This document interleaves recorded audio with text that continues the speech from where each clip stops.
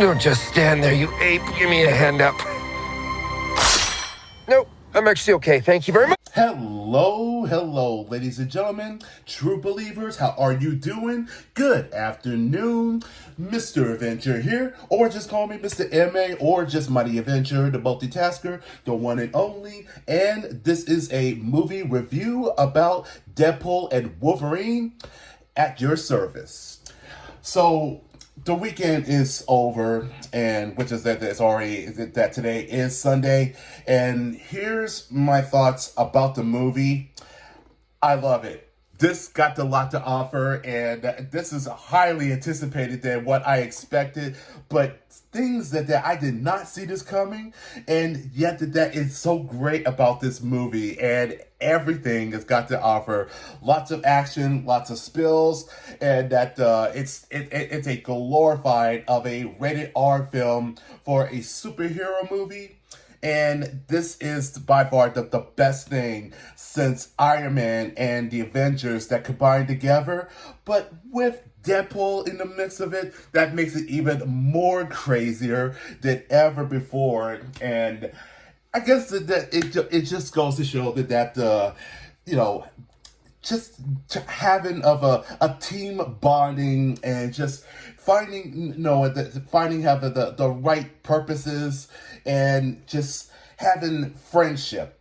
And I guess in this case between Mr. Wade and James Howlett, aka Logan, they're not maybe as the most suited of a BFF, but they're working side by side that anything could happen. And this is by far the best thing that I ever seen. And that, my friends, that is a true masterpiece of a film. Sean Levy did a great job. Ryan Reynolds, Hugh Jackman, those two are the best that we have in the world of Hollywood, and that they delivered excellent. So this is going to be just what I consider that's going to be for the highlight moments, and that I will be talking about some of the cameos that I was completely stoked. So this may not be considered as a spoiler, or maybe, but I will try my best not to give too much away. So this will be considered that's going to be a technical spoiler, but not as a non-spoiler. So if there are things that I might have slipped up, just go ahead and just skip or just fast forward, and that you will get to understand, and this is about me just sharing my thoughts of what I think about the movie. So let's get right to it, and let's begin. So right off the bat, the plot wise is that Wade's seem pretty dim and a little depressed, because even though that everything that happened at the end of Deadpool 2, that Cable's time device, that saving everyone from Shatterstar, Colossus. No, I don't think Colossus is not dead. No. But as much as they can save of the members of the X-Force, including Vanessa and, I still cracked up about that Deadpool shot Ryan Reynolds for making a Green Lantern movie, and I think that was so funny about that. But anyways, even though that everyone is saved, and yet that the relationship is kind of a little bit got cut in, and Wade tried his best and tried to live normally, even though that he did went to Earth 616, the sacred timeline, and tried to be recruited to be as part of the Avengers, which that it didn't happen. And it's nice to see Happy Hogan, and which that basically that ultimately declined. So he tries to live a normal life and working at the car dealerships, and with that freaking toupee that explains of it, and that using the staple gun, really. And I'm surprised that didn't hurt him at all. And everything ultimately changed and that all the guards of the TVA just started to popped in and being recruited by Paradox, doing of the most impossible task. And by the way, that was unauthorized.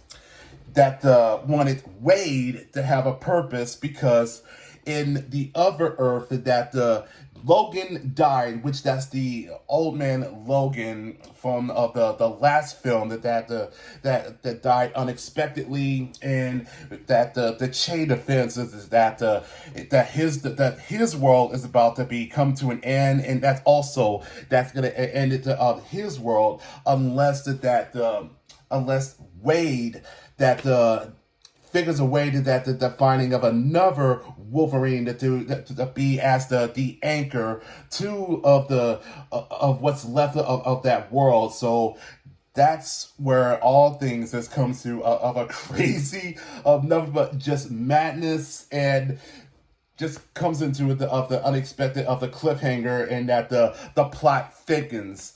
So that's where the story started off, and that's where the most insanely and the most exciting adventure that takes off of it.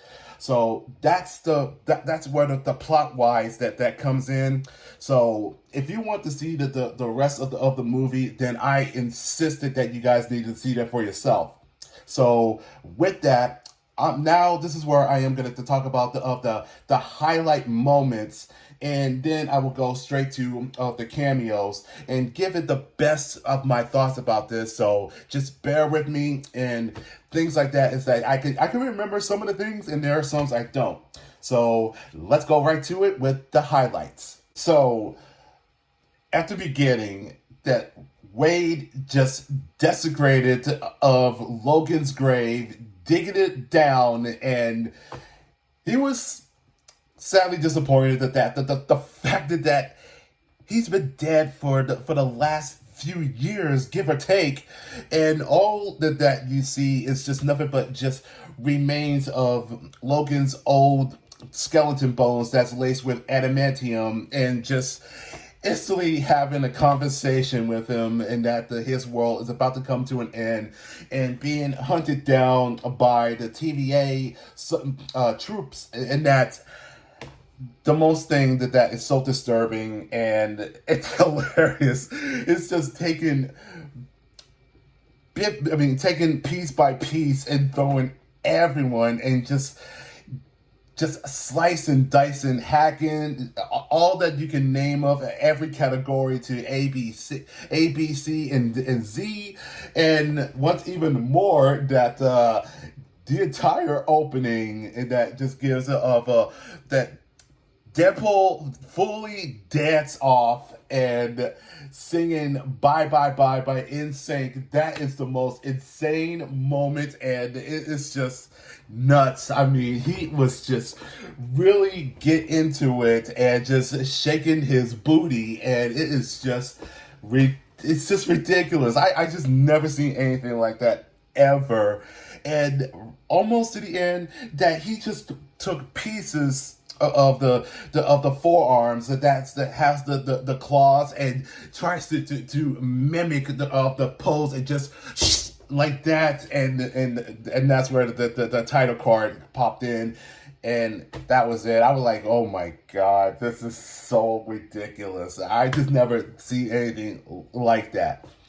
And when Wade got himself with a new fancy of his outfit and looking so shiny, and that's where Paradox that dropped the ball on him, and giving a confession that in his sense is that you're gonna owe Yeller to my universe, and he was not having it. So sucker punch him, taking the time device, and tries to find the right Wolverine. And let me just tell you something, that variants are the most unique things when it comes to the infinite worlds. And what I liked about that, the first part that you see the short version of Logan, and I mean that size. And there we get to see the eye patch, which is that they call him Patch, and the brown and tan Wolverine that he squares off with the Hulk, and just got himself in the middle, and given of a sucker punch that got himself impaled to of a broken tree. Let's see. Not to mention that the Omega weapon from the Age of Apocalypse, that was pretty awesome to see that with just one hand, and that the amputated arm that could be as a powerful cannon. So that was cool. That's something that we never seen before, and I was thrilled to see that. And the most interesting is that Culverine, I think that's what they call it, which that's the actor Henry Cavill as Logan, and I think that was the most coolest thing that I get to see that. So yeah, it's unfortunate that he's no longer Superman. Everybody knows that. So I think that there is a chance that we could see him in the Marvel in the MCU. So that's an interesting to look at, and nothing goes good until he recruits of that's considered this is the worst Wolverine variant, because he does have the yellow blue suit, but it's just that he's the only Wolverine that he let the X-Men down. So that was the most unexpected, and you'll see exactly how and why. And if you ask me, it's more like it's becoming like a precursor, or that's which that leads to of the story Old Man Logan. That's my thought about that. Let's see. How about the fact that while driving into a freaking of the minivan, and that James was unhappy when the fact that Wade lied to him that the possibility that they could fix it of his world, and delivered of a truth bomb on Wade, and that it looks like that his feelings was getting a little bit hurt, and it was a full on this was a full on square off from each other, and they were tearing each other apart. And I think they shouldn't. They both. I mean, I think I asked myself, did they know that they both have the healing factor? In this case, is that's one way that they take their frustration out, and that was just it escalated pretty highly. I mean, we're talking about like up to 10, and it was just on. It was all day until night. It was like, whoo. They continuously, and when finally things that when all that stopped, and James wakes up, and you see that the Wade was completely strapped in with all the safety belts, and the best way to shut him up. Oh man, Cassandra Nova. Now, this has to be the most interesting that they ever get the cast to be as the antagonist, and that she is the twin of Charles Xavier, and that she is just completely just immaculate of evil. I mean, we're talking about like that she is just completely just dangerous. I mean, and that's the best thing about that she does have some sort of a telepathy, but the moment that she can pierce into of anyone's mind, and just the intangible, or that to go through of any person's skull, and just try to read it out, and just to see what's their fear and what's holding them back, and that's the most terrifying thing, and downright scary. And let's not forget that this is the same Cassandra Nova who's responsible of the destruction of a Genosha that was in the new X-Men. E is for destruction. No, I'm sorry. No. I'm sorry. E is for extinction. I apologize about that, folks. But this was the first time we get to see of any of an evil mutant that's ever been around, other than just Magneto or any others. But I also like to see that it's nice that they actually bring Azrael, that during in that when Wade and Logan, that they were in the void, and not just Azrael, the return of Pyro, Toad, Lady Deathstrike, the Juggernaut, and which is unfortunate that the actor Vinnie Jones is not playing, but someone else. But still, the look of it from X3 is still uncanny to look at. And Sabretooth, played by Tyler Mane, that was the best moment of it. It just that's short lived, but at the same time, that is the most coolest thing that I ever get to see. So that is fun. And I liked it, and I just wish that they could have like any other familiar X-Men characters that was being etched out and put into the void. That would be interesting. Deadpool core. Now, in my experience with the comics, in that usually that there would be like a 5 members of the that there was a last time that there was of an ongoing series, but I never would have thought I get to see there would be so much of the variants of all that is of Wade Wilson, and that is the coolest thing. And I can instantly can name all the few things that I'm familiar of. Like, of course, Lady Deadpool, which is played by Blake Lively, aka Ryan's wife. Kidpool, that was cool. Headpool, of course, that's the zombie variant of the zombie Deadpool's head. Gunslinger Deadpool, I believe that was voiced by Matthew McConaughey. Now, if that is true, just let me know on the comments. Let's see, Zenpool, that was awesome. That was from the Axis story, where the roles are played, that the villains become as redeemers, and that the heroes becoming as villains. You know what I'm talking about? The Ronin Deadpool, that's another of a variant that takes place in the Edo of Japan. That was awesome to see that. And a freaking baby pool. Are you serious? It's so adorable and it's cute. And of course, Dog Pool is in there. And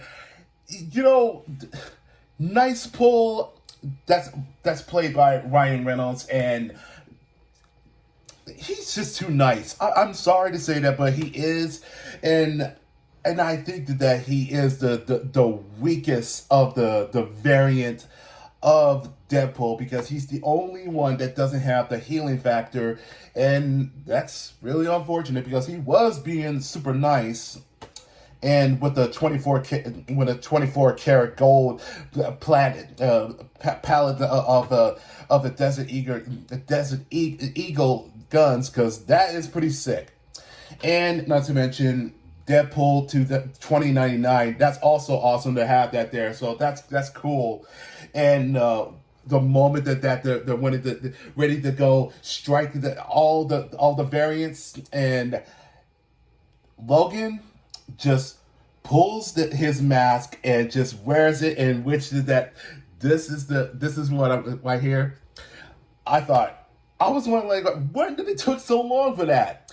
And for Hugh Jackman, that for 20 plus years and wearing of the proper Wolverine costume, and I will agree with this, and that this is a very long time coming, and this has to be this will be considered that's the markdown of the best moment for Hugh in 2024, and doing it in style, and that is just the greatest thing that I ever get to see. And the fact that the eye motions, that the same of the CG, or that the digitally, that how it is with the Deadpool's mask and Spider-Man. So it's nice that we get to see this, and it just works perfectly. I mean, the mask is still great, and the fact that Hugh Jackman is still in the best shape ever. So kudos to him. So at least that is my highlight moments from the movie. So now we go straight to the cameos. Now, I did not see that coming, that Chris Evans is going to be in the movie. And honestly, that my thoughts was going to be that this is the return of Captain America, but no, it's actually that this is Johnny Storm from of the first Fantastic Four movie. So it looks like that he got plunged into the void, and it was nice to see him to being as Johnny for one last time. So that was a big surprise there, and I didn't see that coming. Now, Daphne Keene, who played X-23, but in this case that she goes by Laura, and I can tell that she's taller, and that her character is still the same as I remember in Logan, and that you'll see that the sunglasses is coming back. Wesley Snipes, holy hell, man! I mean, what a surprise that to see him dons as Blade, and which that was my favorite of the movie that he portrayed. That goes all the way from the early to 2000s, and that he's my best actor from the film. That was pretty cool. That he got a little soul patch there, and I was like, okay. I mean, he got that's stylish. Jennifer Gardner as Elektra from Daredevil and the spinoff, and it's a pretty surprise that she still got some skills that was from two movies, and which is that not many people don't know that she starred as Alias, and it just goes to show that it doesn't matter how old you are, and that the age is just a number, and that they can still pull it off. Channing Tatum. Now, it is confirmed that he did like them in the comics, and that how he wanted to play as Gambit. And of course, that there was supposed to be of a solo movie, but it just got scrapped, that it didn't happen. But seeing him in the retro outfit that is from the 90s, and that he looked the part, he talks like a Cajun, and just seeing him perform in the struggle, and that he nailed it perfectly. Come on, Shaq. I was completely just lost it, and he did a good job. I mean, yeah, he may not have the dark pupils like it is in the comics, but does that really matter? I don't think so. All it matters is that the portraying and dressed up like Gambit. I think that it's a perfect 10, and I do hope that the studios will consider that making of a solo movie or a TV series that he deserves. So please make that happen for Channing Tatum as Gambit. I think that he could do it perfectly. So I think that's all the cameos, and a lot of surprises. So all I can say is that this movie is perfect.